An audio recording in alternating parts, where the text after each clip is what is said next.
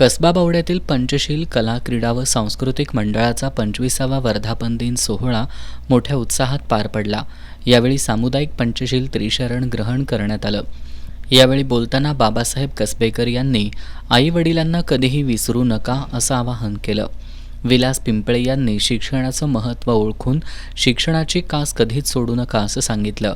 यावेळी मान्यवरांच्या हस्ते PSI अजिंक्य कांबळे, डॉक्टर संकेत कांबळे, आंतरराष्ट्रीय कराटे स्पर्धेत रौप्य पदक पटकावणारी स्वरा नांद्रेकर यांचा सत्कार करण्यात आला। याप्रसंगी अजिंक्य कांबळे, डॉक्टर संकेत कांबळे, स्वरा नांद्रेकर यांनी मनोगत व्यक्त केली। याप्रसंगी शालेय विद्यार्थ्यांना साहित्याचं वाटप करण्यात आलं। यानंतर स्वरसृष्टी हा भीमगीतांच्या कार्यक्रमानं उपस्थितांची मनं जिंकली। यावेळी डॉक्टर आबासाहेब कसबेकर, अशोक कसबेकर, विलास पिंगळे, संदीप घस्ते, पंडित कांबळे, राज कांबळे, सुरेश कांबळे, गणेश कांबळे, भारतीय बौद्ध समाजाचे अध्यक्ष रंगराव पांडे, बाबूराव मोरे, अमित कसबेकर, सुशांत कांबळे यांच्यासह मंडळाचे पदाधिकारी, सदस्य, भागातील नागरिक उपस्थित होते।